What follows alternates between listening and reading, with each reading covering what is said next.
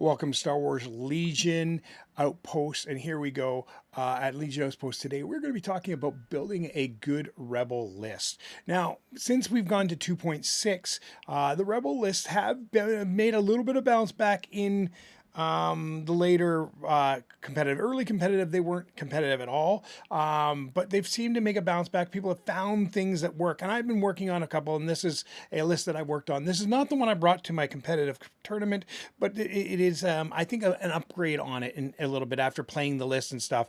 And since I've played this list, I've got two kind of architects that I would recommend playing, and I'll talk about what things I would put into lists, and then I'll show you the list that I'm building today. And stay tuned to the end because we have the winners of our last giveaway on this video. And so you'll also get the know who won. And if you are one of those winners, please just private message me in the Discord. I'll leave the Discord link in the information, and you can just private message me in the Discord with your address and stuff, and I'll get the things sent out to you right away. And so that's kind of a great little thing that you can get just before Christmas, and you got a wonderful little gift that is going to look good on your tabletop.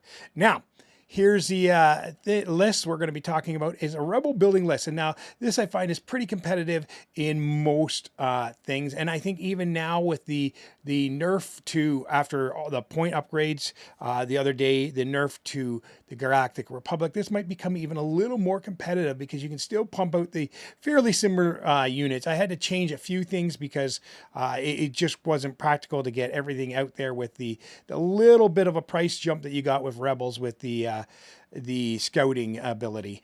And so things got a little bit changed, but here's what I want to say is if you're building a Rebel list, you're probably going to be taking this one unit. And this is the unit you probably take no matter what, is Bad Batch. It's probably the most competitive unit in the Rebels, and it's not even really a Rebel, it's a mercenary. But Bad Batch is very, very competitive. It gives you something that you don't got a lot of in Rebel lists, and that is red saves. And if you've got those surges on there from I believe it's Tech, you can pretty reliable in your red saves. You know, if you get 3 surges and then that one card you play the card, you get a 4th surge, which is pretty reliable. And then you're going to want to obviously get that card. But we'll talk a little bit more about Bad Batch and why I think they're so important. One, they hit pretty hard. They move pretty good. They got great keywords, impervious, scale, steady, sharpshooter, all, well, scale's not that strong, but steady and sharpshooter are really good. There has been a slight nerf on steady, but it's nothing that's going to really affect this build because there's nothing that we can pop there to give that. There's no guidance, force guidance or anything like that. I'm not force guidance, but just guidance that's going to give them the extra ability to move and gain that steady. So in this list, it doesn't affect it one bit. And sneaky, a sneaky little part of this is Omega. She is pretty sneaky because she gives you that extra length to interact with a scoring token, a mission thing.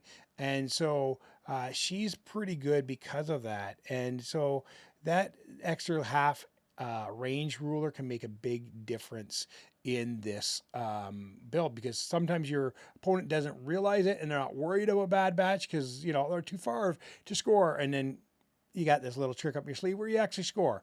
Well, that's if you can keep her alive long enough because she's usually the second one I kill. I usually wreck her first and then her, which means that's 4 health down. But if you can keep them alive and keep them steady, she's pretty good.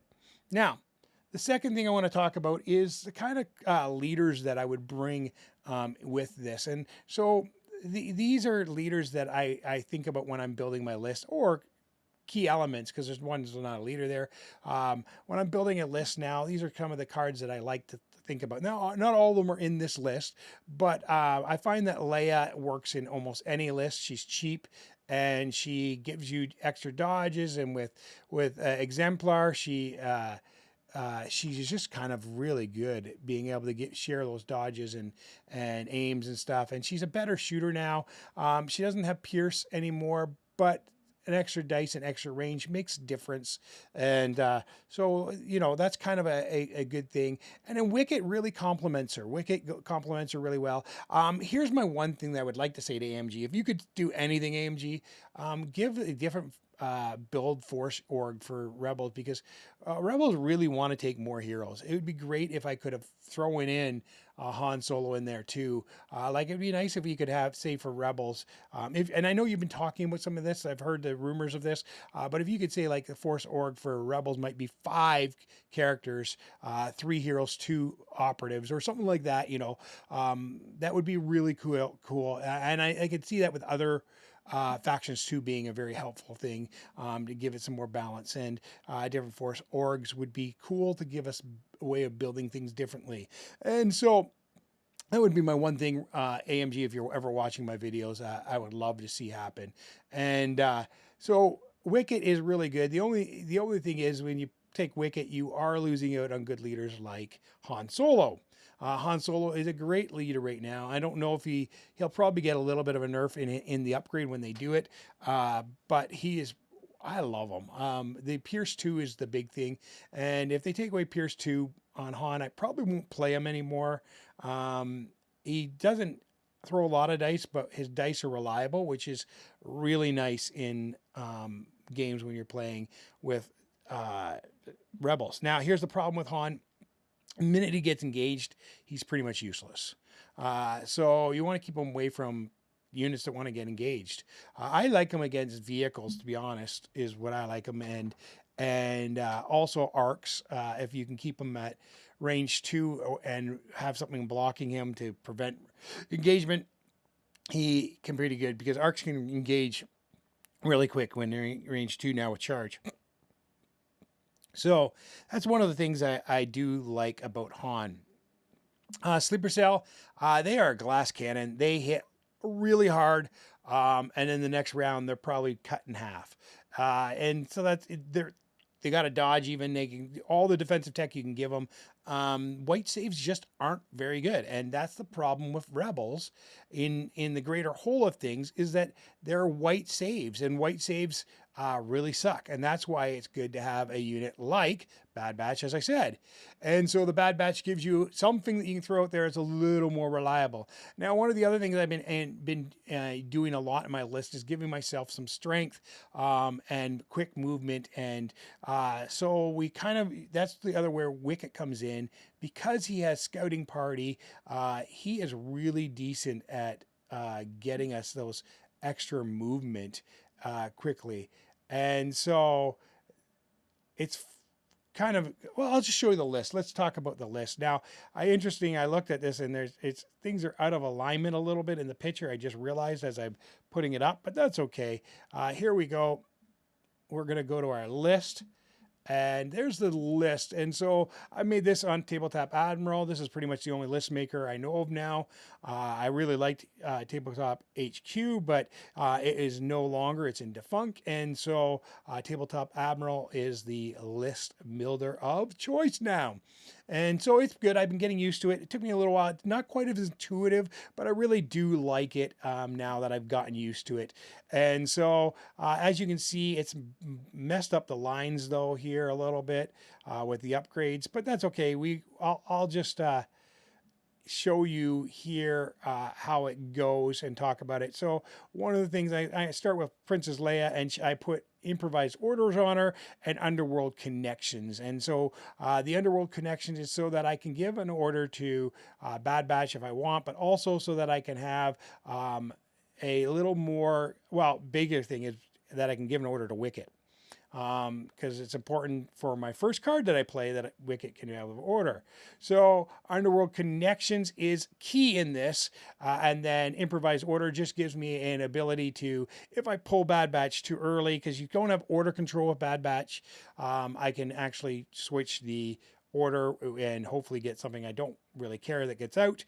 But it just gives me that opportunity not to have to use Bad Batch when I don't want to use them. And in the case that I pull something and I'm worried about getting Bad Batch again, what I'll do is play Leia and then refresh the improvised orders once she's done her turn, so I have another chance at least not to put Bad Batch in a bad situation. So that's kind of why I do that. And then I go with Wicket, and Wicket is a great little helper leader. He's actually hits pretty hard in melee, 2 red and a black in melee, and he's got Pierce 1. And if you give him, which I do, Tenacity, he can get up to 3 red and a black, which is pretty good hitting. He also has Scout, and this is why he's there. He's got Scout 1 and Scout Party 2, which is really great because he can take 2 other Ewok units and give them Scout, and getting on the board with Ewok units and getting further is pretty good. The other thing is the having low profile and nimble lets him get that dodge back, but mainly he also has teamwork, Leia, because of the card I take in the first card. And because of that teamwork, Leia gets those, and she can use Exemplar to pass them on to other people. And so he really helps generating tokens for Leia, and he can do some pretty good damage at close range. He also has a range 2, which is Pierce and Primitive, but because of that Pierce and his Sharpshooter 2, it's pretty reliable to get 1 damage through, and so you can use it. I don't use it a lot, but if you're moving up, you might as well maybe throw it because of his Relentless. He can still move and throw it anyways, so you might as well throw it if you're moving up and you get that 1 shot off. I like to build him with situational awareness to help those dodges, help him keep him alive. I also give him Tenacity so that he can get the extra dice, and Force Dwellers is pretty much a must for me because that Scout 2 is way better than Scout 1, and then it gives it to the other people in Scouting Party. Well, then of course we got Bad Batch, and Bad Batch I take the whole load, including Omega. I told you why I take Omega, because she gives her that a little extra distance, and Hunter with his little quick knife kill is kind of nice to have to finish off a unit in a range 1 that you just want to kill. I've actually scored a lot of points. I use this in this unit. I've used Bad Batch in my competitive list, and he's kind of helped me. Literally beat the clones completely with just this unit. It was pretty disgusting how this unit worked in that match. Because of steady, I could pop them in and out and make big hits, and they were always getting cover, and I just had a place where I could get cover, and I was within 1 of the center point, and it just helped me really hold down the points and made me win the game. And so reliable is always good with Echo, and sorry I said Tech earlier, but Tech's Dodge and Tactical 1 are also really good, especially because of Steady. You can move twice, get 2 aims, and they hit like a tank with the 4 1, 2, 3, 6 black and whites, 2 whites, and another black and white and a red with Wrecker. So that's pretty good. That is a total of 11 dice. So that's pretty good. They are pretty good at hitting. And then we go down to what we would add next. And so the next thing I add is actually, and these are all out of order with the cards beside them, is Ewoks. And so with Ewoks, I add 2 Ewok Skirmishers because I have 2 units that can get the scouting party. So I run 2 Ewok Skirmishers, and I run them with the Axe Ewok and the Call to Arms. One of them, and one with just the Call to Arms. And so then I run a Rebel Trooper unit, and that Rebel Trooper unit, I'm going to see if I can get this to flow better because it's kind of confusing here. Let's see if they actually sort out. There we go. It's all sorted out now. I don't know what was going on there, but it's all sorted out now. And that makes it much easier for me to show you what I'm talking about. And so I'll go back up to the top here, Rebel Troopers, because I changed the order here. Rebel Troopers, I run 1 unit with the SX-21. I just think that if someone gets close to it, and everything's getting close, 2 red and 2 white is a beautiful thing. If not, you're throwing 5 black at range 3. And I put a Astromech Droid on here. And the reason I put Astromech Droid on here is because in my list, I run some stuff with armor, some vehicles. And so we'll get down there and we'll see that. And then I run an Ewok Skirmisher, which just called Arms, and he's going to get that scout party from Wicket, and then I run another Rebel Trooper unit, and with the Astromech Droid. Now, I used to run on them the scouting card because it was really nice for me to get out there, but now the price of that going up to 3 points, I had to cut it on my list. Then we run the Fleet Troopers. We run the Fleet Troopers here with the Fleet Trooper only scatter gun trooper, and it's really good. It's got a range 2 red, and it's got Pierce 1, but it also is a melee 2 red, Pierce 1, and that's really good. I couldn't tell you how much that helped me in my last game. I ran up with them, I shot with them, and then they got engaged by a Dubek, and then I smacked them with the blast of that gun, and I tore that Dubek a new one. And so that, I actually have a battle report on that one, so you can see it. And so they do come with prepared supplies just to give them more life. And I give them blast so that if the thing's in heavy cover, I can use that if I'm at range 1 and just get rid of all that cover. Not the cover matters that much now that it is dice rolls. But hey, might as well. I had 3 points to spare because I couldn't take the things I wanted. Anyways, Ewok Skirmishers, I talked about them earlier. That is with the Ewok Axeman, and he gives that red and Pierce 1. It's really handy, really handy. It makes a big difference. And so, and it also has impact if you do get in a situation where you need to hit a vehicle. It's not the greatest thing, but hey, it gives you at least 1 damage going through with that Pierce. There we go. Rebel Super Sleeper Cell is the next one. I could call them Supercell because they are that good. Rebel Sleeper Cell, I run them pretty light for the most part. I'm running them always with the AR4 Astromech just because moving and getting that dodge. If you end up move near a dodge token, if you buy an objective, you get a dodge token. So objective tokens, anything that's an objective token, if you end it, buy it, you get that wonderful in range 1. And it's not range 1 from the leader, it's range 1 from the unit. So you can stretch them out just to get that dodge.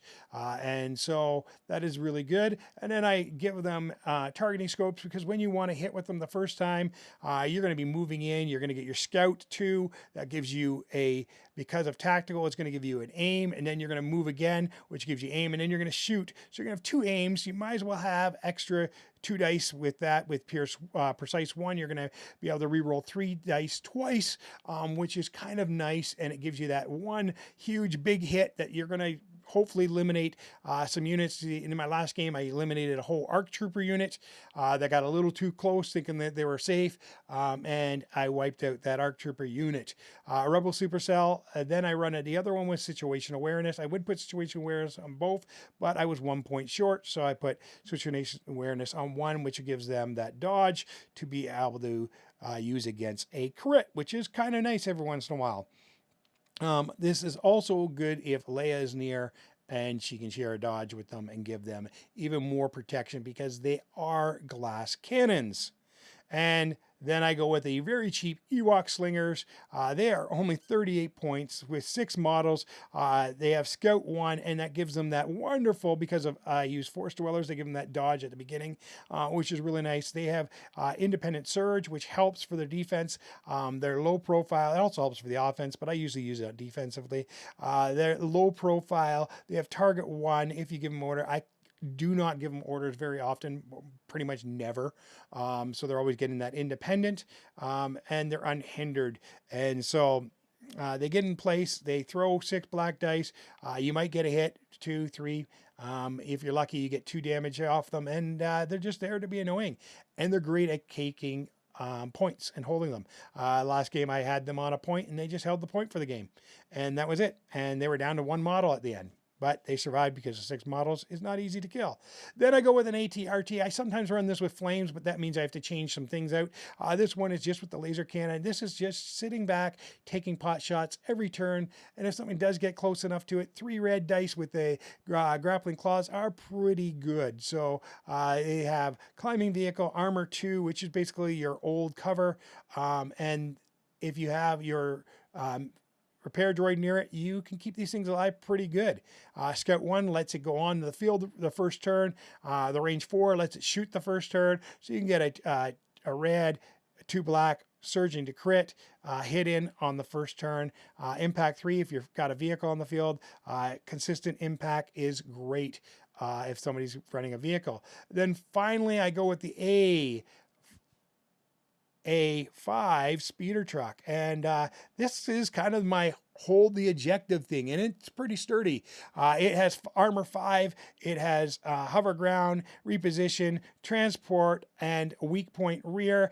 And I find that I can park this on a position, drop off my troops, which are my fleet troopers I usually put out of it, or my sleeper cell, depending on the game and what I think I'm going to need to hit in that situation. It'll be fleet troops or sleeper cell, and they really do a great job with coming out of the sleeper cell. You can get that extra dodge, because if you end it and go near something, you get a dodge and an extra what I can say, aim. But you do lose the wonderful thing about Scout, because you don't get the Scout thing. Then I put the AA5 Unorthodox Tactician. That gives me some up to 3 extra aims to put out, and I love it. Gonkoid gives me 2 shields that replenish, which are great because it replenishes. Now this is doubled in price since it's now 20 points. It is pretty costly, but it's worth the cost in points, in my opinion. Outer Rim Spacer Jockey. You can go with lots of things here. There's lots of good pilots. You can give ones that give it a sharpshooter, which is kind of nice if something in the cover, but I find I like having cover.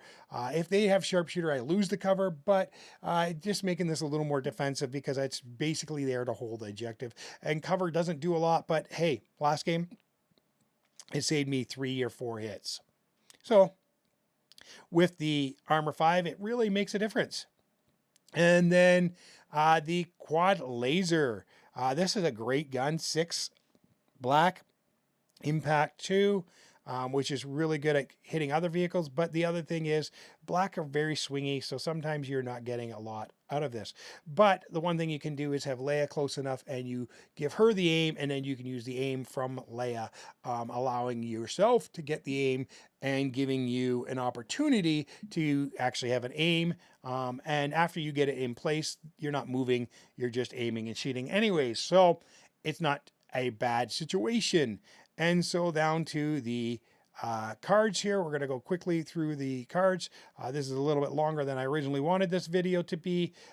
So we're going to just quickly go through these cards. You can see them. I use Beautiful Friendship. I use that the first turn. We do what we do. I use that either second or third, depending. And Command Environment, I can use that first or second, or sometimes I can use that late game to just kill off those little things that are bugging me. Time of Sorrows, you get some moves up.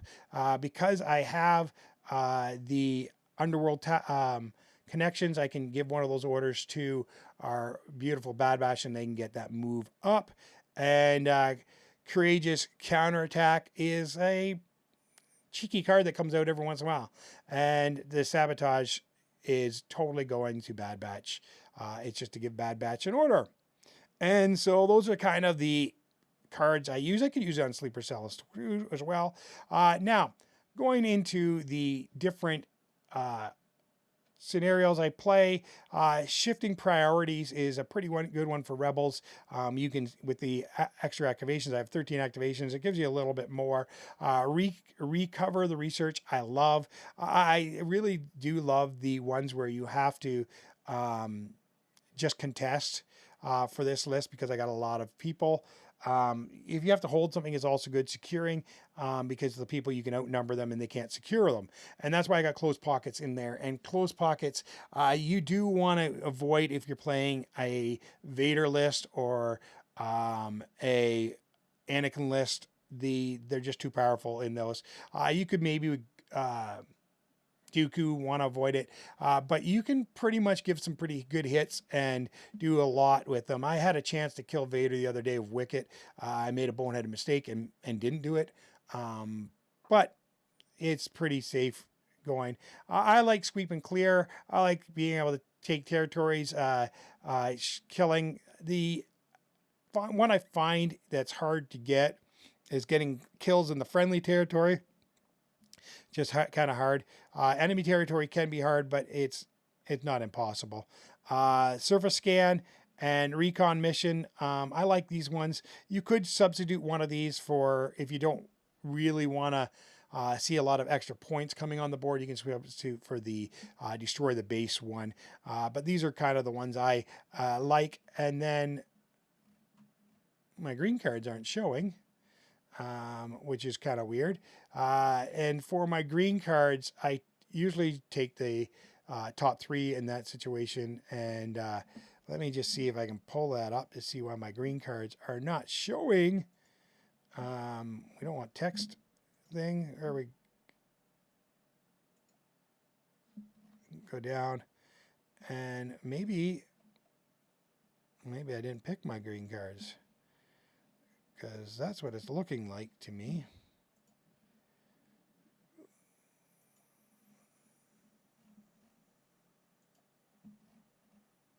Oh, I did not pick my guide. So I take advanced intel.